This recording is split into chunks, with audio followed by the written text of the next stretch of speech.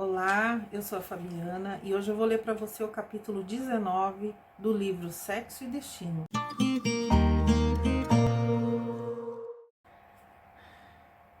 No entardecer do dia imediato, enquanto seguíamos de perto a crescente renovação íntima de Cláudio, que por algumas vezes já conseguira se entender com Agostinho, adquirindo mais amplos recursos de cultura espírita, a filha de Aracélia repousava, sob o patrocínio de Moreira, que se reconfortava ao identificar o resultado compensador do próprio esforço.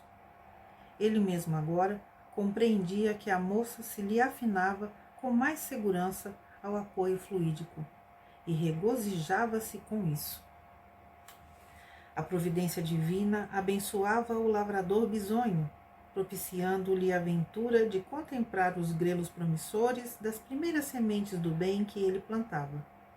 Se algo distante do posto, durante alguns minutos, a jovem, cujo corpo espiritual se revestia de inexprimível suscetibilidade, em vista do desgaste físico, passava a gemer, denotando o sofrimento agravado, para calar-se em súbita acalmia, tão logo o sustentador retomasse a posição.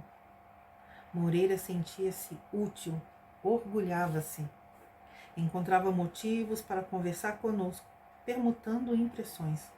Solicitava esclarecimentos a fim de entrar em processos mais eficazes de auxílio. Adquirir interesse para o trabalho. Assemelhava-se a um homem que houvesse debalde suspirado muito tempo pela condição de pai e, tendo achado uma criança, conseguira com ela ocupar o vazio do coração. Cláudio, a seu turno, não se circunscrevia à própria transformação. Desdobrava-se por dispensar à filha todo o carinho e toda a assistência de que se via capaz. O facultativo amigo trouxera pela manhã um neurologista. Falou-se em modificação do tratamento e na consequente internação da menina numa casa de saúde em Botafogo. Entretanto, a peritonite desaconselhava a mudança rápida. Por essa razão, concordou-se na aplicação maciça de antibióticos até que a melhora esperada autorizasse a medida. O genitor não regateava cuidados, nem desencorajava qualquer providência tendente a socorrê-la, custasse o que custasse. Chegada a noite, o irmão Félix veio até nós e, após felicitar Moreira pela tarefa que realizava, participou-nos a desencarnação de Dona Beatriz. A esposa de Nemésio desligara-se, enfim, do corpo que o câncer combalira. Verificada a estabilidade dos serviços em andamento, o instrutor convocou-nos a tomar-lhe o rumo na direção dos Torres. Seguimos, de jornada, conquanto discreto desabafou-se. Preocupava-se por Marina, indispensável protegê-la contra a obsessão começante. Afastara-se Moreira, no entanto permaneciam lá, no pátio interno, os arruaceiros e vampirizadores que ele contratara. Perseguidores gratuitos e infelizes que, inevitavelmente, trariam outros para tumultuar a vida mental da moça, comprometida pelo remorso. Os termos e a inflexão de voz do irmão Félix acentuavam-lhe a grandeza de alma. Ele não via na filha de Dona Márcia a jovem corrompida que nós mesmos, em alegações destituídas de qualquer malícia, não hesitávamos em enquadrinhar nas linhas da prostituição, nem lhe conferia certificado de aviltamento nas ideias recônditas. Reportava-se a ela como quem menciona terra nobre, que a desídia do cultivador entrega à serpente. Marina, na conceituação dele, era uma filha de Deus, credora de veneração e ternura. Confiava nela, esperaria o futuro. Antes, porém, que as circunstâncias me exigissem algum pronunciamento, esbarramos com a moradia da família que a morte visitara. Entramos atentos. Lustres providos de luz intensa punham à mostra a reduzida assembleia que se habilitava ao velório. Aqui e ali, frases convencionais, atiradas sem maior sentimento, aos ouvidos do esposo e do filho da senhora desencarnada. Nemésio e Gilberto não entremostravam um grande pesar nas fisionomias cansadas e impassíveis. A moléstia prolongada no reduto doméstico estragara-lhes a resistência para a representação de peças sociais, mesmo singelas. Amarrotados pelas vigílias consecutivas, não ocultavam a própria desopressão. Referiram-se à morta no feitio de um viajor atormentado que de há muito deveria ter ancorado no porto do extremo refrigério. O invólucro, abandonado por aquela alma boa e veneranda, recolhia atenções especiais para apresentar-se no catafalco de luxo, ao passo que ela mesma, inconsciente, se asilava nos braços de irmãs afetuosas, sob o olhar comovido de Neves e de outros familiares em carinhoso desvelo. O irmão Félix, assumindo o comando, deu instruções. Beatriz, que se preparara laboriosamente para aquela hora, seria conduzida com presteza à organização socorrista do plano espiritual no próprio Rio, até que restaurasse as forças, de modo a seguir viagem. Tudo harmonia nas disposições traçadas. Entretanto, quando o triste retrato físico de Dona Beatriz foi trazido ao estrado de repouso que se lhe improvisara, Marina apareceu em pranto de compulsão. Chorava, tocada de dor sincera e inexprimível. Parecia, naquela reunião de etiqueta, a única pessoa ligada por laços de amor à piedosa dama, que encerrava calada e humilde a derradeira página da existência naquela casa que a fortuna abrilhantava. Ao fitar aquele corpo frio, caiu de joelhos em lágrimas copiosas. Invejou aquela cujo último sorriso de complacência ali se estampava sereno, qual se estivesse satisfeita por deixá-la no lugar que ocupara durante tantos anos, ao pé de um esposo que a enganara sempre. Ah, Dona Beatriz, Dona Beatriz! As palavras soluçadas escapavam daquele peito juvenil como se quisessem traçar uma longa confissão. Acercamo-nos da moça no propósito de auxiliá-la. Entretanto, Félix considerou que o desafogo lhe faria bem. Marina, fatigada de insônia e desgastada pela ação dos obsessores que lhe exauriam as forças, sentia medo. Contemplava o envoltório desencarnado de Dona Beatriz através das lágrimas, refletindo nos segredos da morte e nos problemas da vida. Se a alma sobrevivia ao corpo, pensava inquieta. De certo que a senhora Torres vê-la-ia agora sem o mínimo subterfúgio. Certificar-se-ia de que ela fora ali, não a enfermeira espontânea, e sim a mulher que lhe dominava o esposo e o filho. Atemorizada, rogava-lhe entendimento, perdão.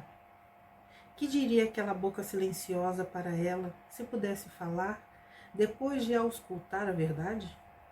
Beatriz, porém, naquele instante conduzida ao refazimento, jazia inacessível às complicações da sociedade terrestre, e em lugar dela era o próprio remorso que se lhe alteava da imaginação, acusando.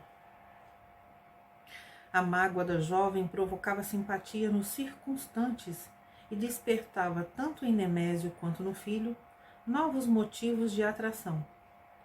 À frente do choro pungente, ambos fitavam-na enternecidos, exprimindo reconhecimento nos olhos, cada qual desejando nela a companheira ideal para casamento próximo, sem a menor suspeita quanto às convicções um do outro. Naquela mesma noite, assinalei a falta de Dona Beatriz no ambiente caseiro. O afastamento da filha de Neves e dos amigos espirituais que lhe frequentavam a companhia deixara a vivenda qual praça desarmada para quaisquer recursos que lhe garantissem a ordem. Transcorrido algum tempo sobre o velório em si, vagabundos desencarnados nele tiveram acesso livre. O nível dos pensamentos descambou para a conversação libertina. Nem mesmo a dignidade que a morte infundia ao recinto foi acatada. Relatos jocosos irromperam, suplementados pela chacota dos próprios anedotistas. Um dos presentes comentou entusiasta os espetáculos debochados de que fora testemunha em recente viagem ao estrangeiro, suscitando o interesse de vampirizadores que ouviam as narrações, seduzidos pela tentação de repeti-los na versão deles próprios. Não contentes, por fim, com os licores aristocráticos, desde muito guardados nos armários da família, beberrões encarnados e desencarnados impeliram Nemésio à encomenda telefônica de vinhos e uísques, rapidamente gorgolejados por gargantas sequiosas. O irmão Félix, prevendo a leviandade, recomendara se aplicasse à matrona desencarnada recursos anestesiantes, a fim de que se lhe mantivesse o isolamento do silencioso festim, praticado em nome da solidariedade afetiva perante a morta. Os derradeiros afeiçoados de Beatriz, no plano espiritual, se retiraram, discretos, e nós mesmos não tivemos outro recurso senão largar a residência, alta madrugada, depois do socorro à Marina, relegando os despojos da nobre senhora às grossas nuvens de emanações alcoólicas que instalavam por toda a habitação atmosfera dificilmente respirável. Somente no dia seguinte, acabados os funerais, voltei do hospital ao Ninho dos Torres, onde a filha de Cláudio se demorava.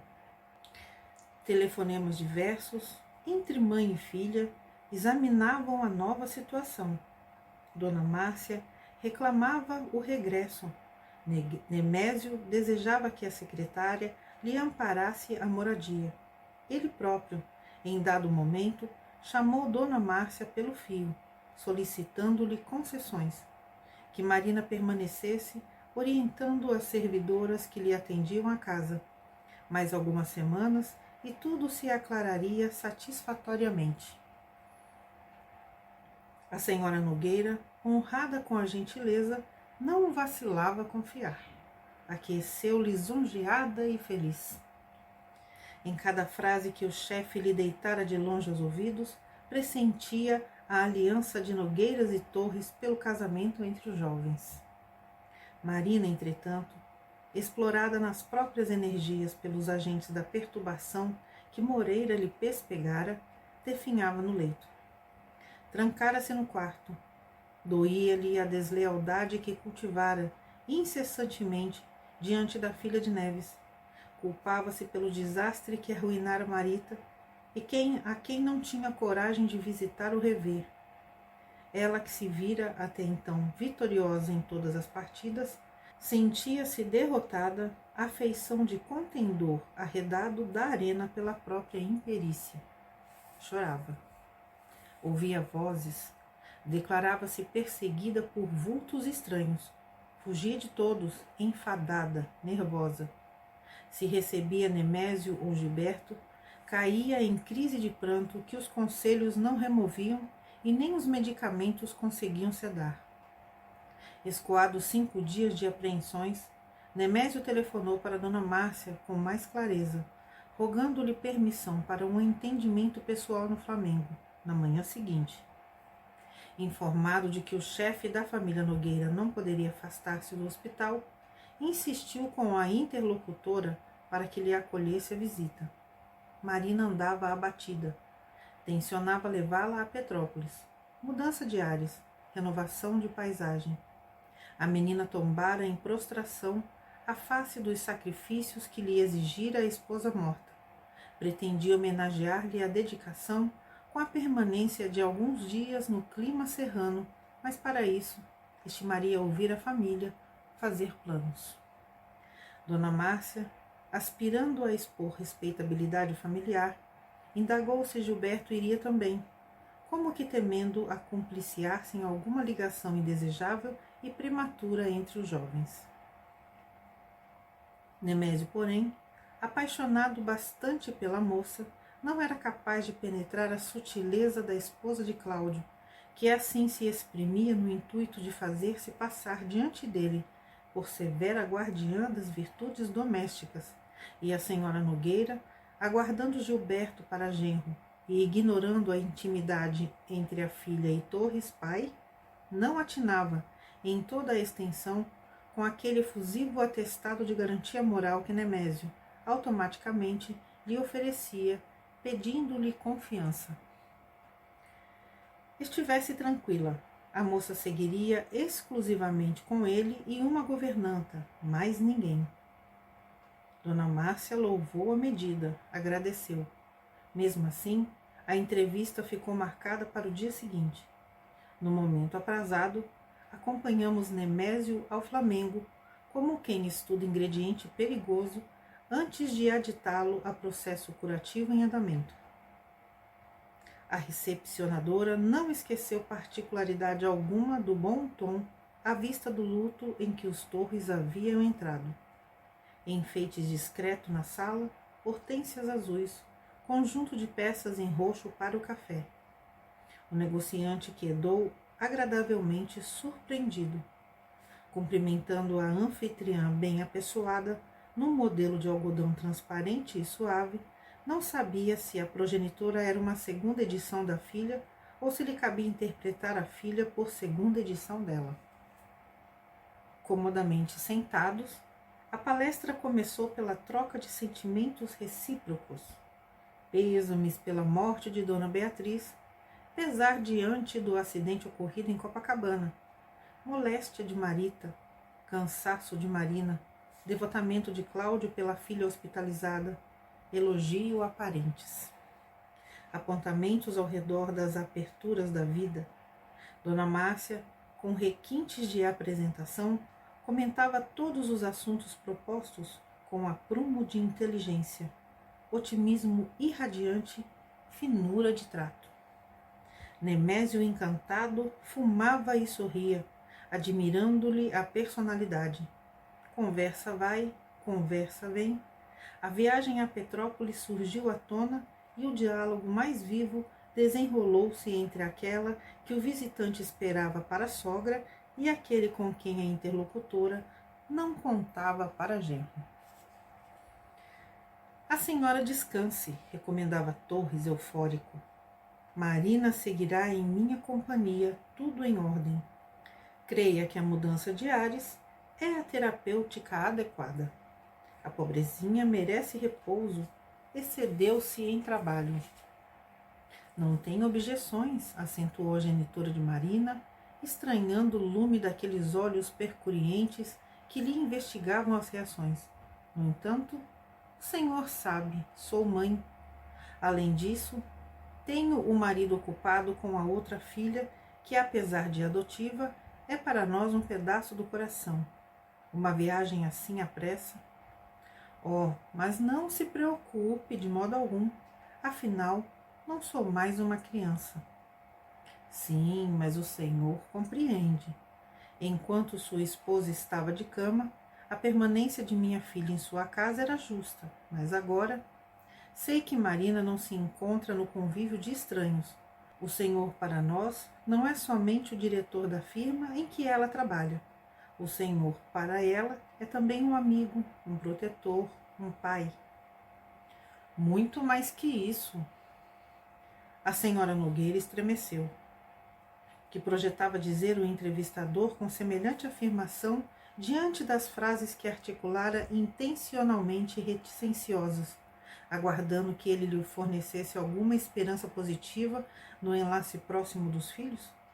Sem querer, tornou a refletir de escantilhão nas suspeitas de Cláudio. Os passeios e divertimentos do abastado comprador de imóveis com a menina, que ela admitira fossem apenas motivos de consolação para um velho sofrido, assumiram o aspecto inconfessável que o marido lhes conferia? Muito mais que isso. Aquelas palavras, no tempero de ternura com que eram ditas, vararam-lhe a cabeça. Acordavam-no para a realidade que nem de leve pressentira. Ainda assim, não se dispunha a acreditar. Impossível, impossível que Marina, num átimo, empregou toda a sua curiosidade feminil no rico negociante, fisgando-o de alto a baixo.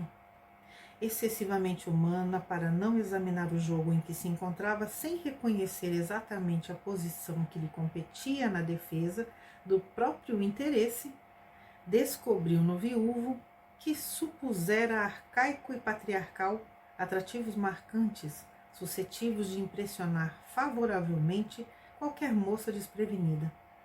Conhecia Gilberto em pessoa, classificando-o, aliás, como sendo um rapaz notável.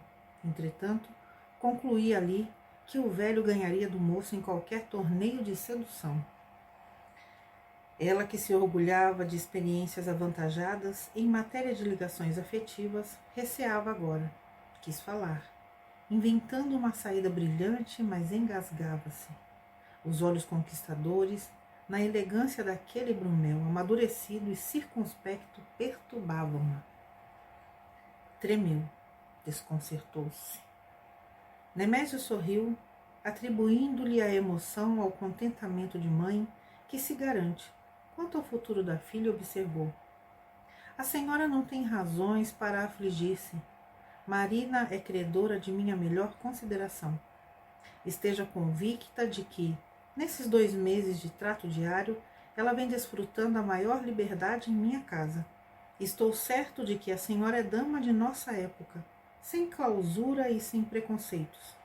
Não se agastará desse modo, ao saber que Marina em meu lar faz o que quer, gasta o que quer, dorme onde quer, sem que ninguém a incomode. Dona Márcia escutou as alegações com deferência e inferiu que Nemésio lhe estimava a filha desinibida, liberta. Mesmo assim, ficou sem saber onde Torres, pai, diligenciava chegar em se reportando à independência que Marina usufruía. Não lograva perceber em que situação o cavalheiro a desejava mais livre, se junto dele ou se junto do filho. Hábil o suficiente para não se arriscar a qualquer apreciação capaz de arruinar-lhe vantagens futuras, recompôs as energias, esboçou um sorriso brejeiro e falou afável: bem, eu não tenho uma filha namorando no tempo dos mártires.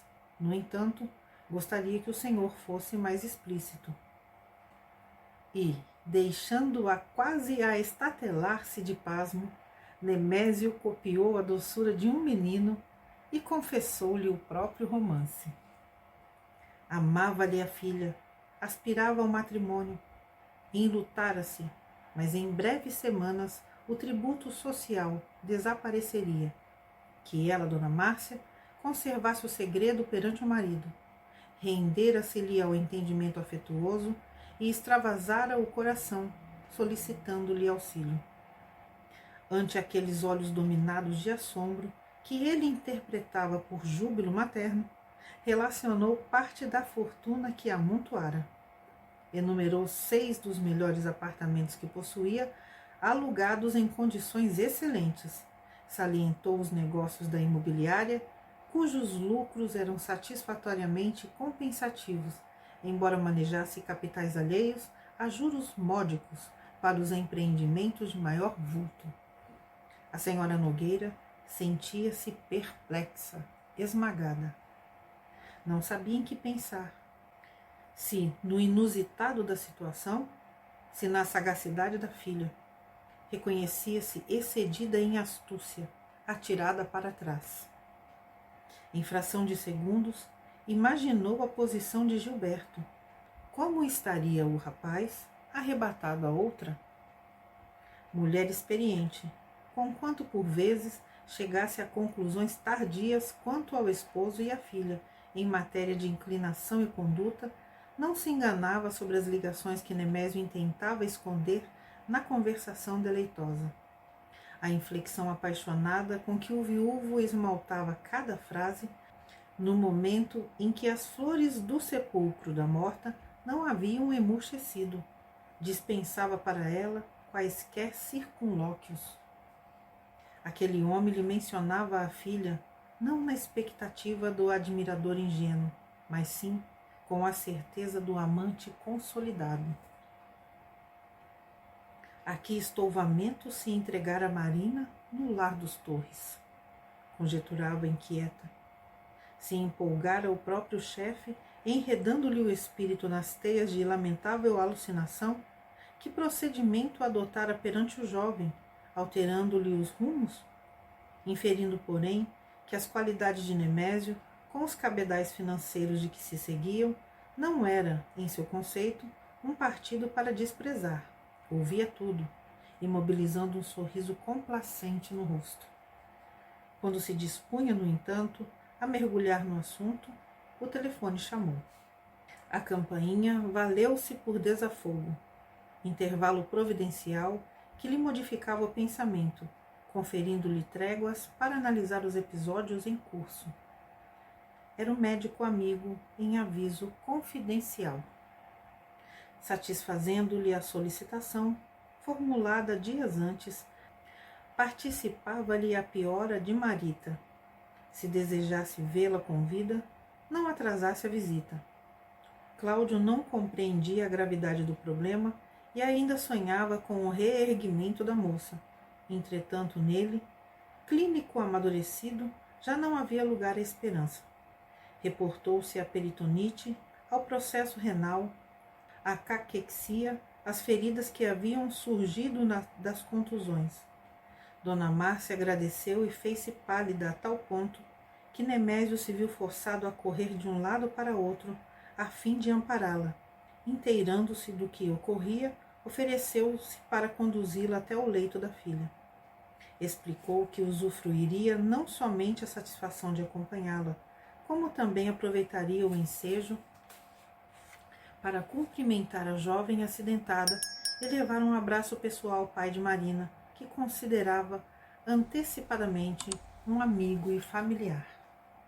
Assustada, aflita, a senhora Nogueira aceitou e, a breves instantes, os dois se punham de automóvel a caminho do hospital, com as aparências de um casal elegante e feliz, rolando sobre o asfalto para uma visita de cerimônia.